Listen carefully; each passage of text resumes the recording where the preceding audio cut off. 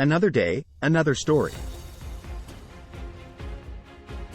Welcome to Starting from Scratch Explorers. Join us on our exciting journey as we navigate the world of new experiences, learning, and growth from the ground up. In the heart of the bustling Manila metropolis, a remarkable tale of transformation unfolds. This is the story of Bonifacio Global City, a place where history and progress entwine, creating a vibrant tapestry that celebrates the past while embracing the future. Let's dive in to discover the history behind Bonifacio Global City, also known as the Fort.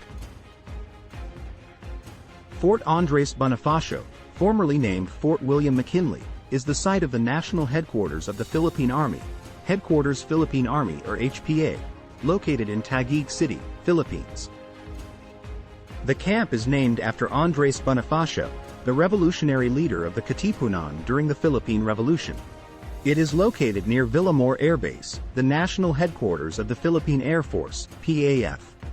During the American colonial period, the U.S. government acquired a 25.78 square kilometer, 9.95 square miles, property.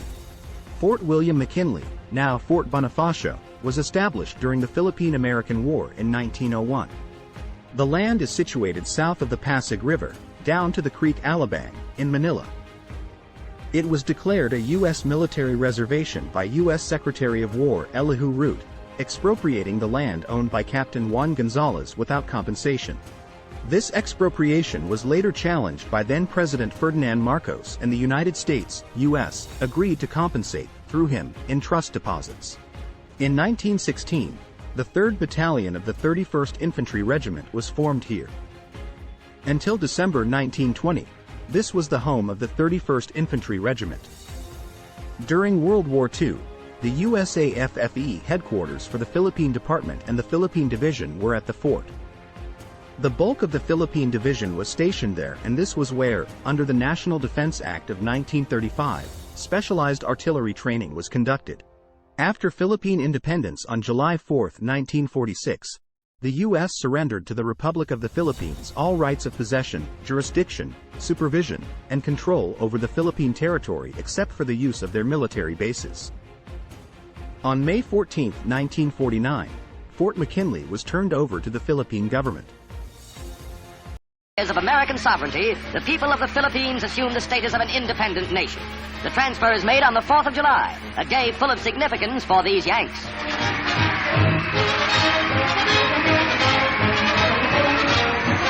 Huge crowds jam Manila to watch the birth of the Republic, which regains its independence through the voluntary action of the American people. In a message, President Truman assured our continued support.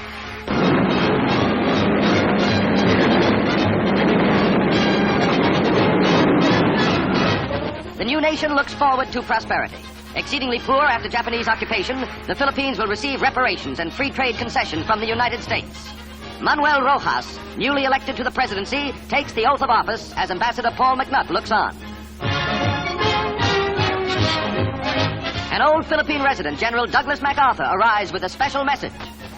48 years ago, the mantle of American sovereignty fell over this land and this people. It was the beneficent sovereignty of a liberator, pledged to be withdrawn as soon as the well-being of the people would safely permit. America never wavered in that purpose. America today redeems that pledge. This land and this people that I have known so long and loved so well. The facility became the home of the Philippine Army and later the Philippine Navy and was renamed Fort Bonifacio. It lies in the present-day cities of Pasay, Parañaque, Pasig and Taguig, all former parts of the province of Rizal.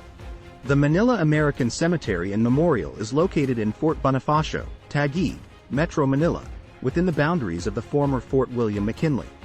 The Manila American Cemetery and Memorial was later established. Many of the personnel whose remains are interred or represented were killed in New Guinea, or during the Battle of the Philippines, 1941-42, or the Allied recapture of the islands. When President Ferdinand Marcos placed the Philippines under martial law in 1972, Fort Bonifacio became the host of 3 detention centers full of political prisoners: the Epil Reception Center, sometimes called the Epil Detention Center; a higher security facility called the Youth Rehabilitation Center, YRC, and the maximum security unit where Senators Jose W. Diokno and Benigno Aquino Jr. were detained. Epil was the largest prison facility for political prisoners during martial law. Among the prisoners held there were some of the country's leading academics, creative writers, journalists, and historians, including Butch Dalasay, Ricky Lee, Bienvenido Lambera, Joanne Maglipon, Ninichka Raska, Zeus Salazar, and William Henry Scott. The YRC was a higher security prison which housed prominent society figures and media personalities, supposed members of the Communist Party of the Philippines, and some known criminals. Creation of Bonifacio Global City.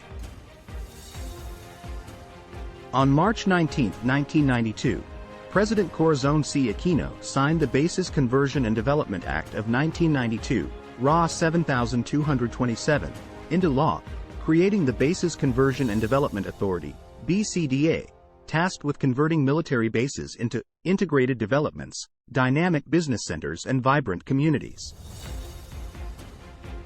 On February 7, 1995, the BCDA and a consortium led by Metro Pacific Investments Corporation formed a joint venture called the Fort Bonifacio Development Corporation, FBDC, for the purpose of developing 150 hectares of former Fort Bonifacio land. The private group bought a 55% stake in the FBDC for 30.4 billion pesos, while BCDA held on to the remaining 45% stake. The FBDC's landmark project was conceived as Bonifacio Global City, a real estate development area meant to accommodate 250,000 residents and 500,000 daytime workers and visitors. The project was hampered by the 1997 Asian financial crisis, but moved forward when Ayala Land, Inc. and Evergreen Holdings, Inc. of the Campos Group purchased Metro Pacific's controlling stake in FBDC in 2003. Fort Bonifacio Boundary Land Dispute. Bonifacio Global City is part of the larger Fort Bonifacio area, which had been a subject of a dispute between the cities of Makati, Pasig, Pateros, and Taguig.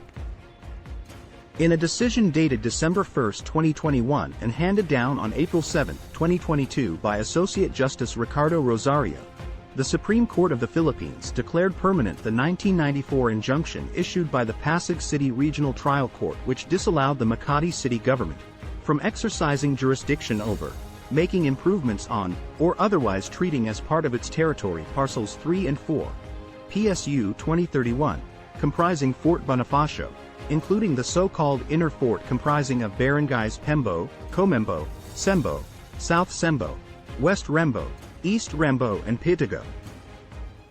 In April 2023, the Supreme Court junked the motion for reconsideration that was filed by Makati to override the court's earlier decision, siding with Taguig. The city government of Taguig released a statement welcoming the new Taguigueños, referring to the residents of the affected Embo barangays, and saying that the Taguig LGU will start working on the transition and handover of the Embo barangays. The tale of Bonifacio Global City unfolds an ever-evolving narrative that pays homage to its history while embracing the dreams of tomorrow. This modern urban fairy tale illustrates the power of vision and transformation, where a blank canvas became a masterpiece of contemporary living. As we journey through its streets, we become a part of this enchanting story, where history, progress, and dreams converge to shape a world like no other. In honored memory of Private Corporal Timoteo Francisco Mira, my great-grandfather, who bravely stood at the heart of history in the Fort McKinley, now known as the Fort. Your valor during World War II resonates through time, a beacon of courage and sacrifice. Thanks for watching.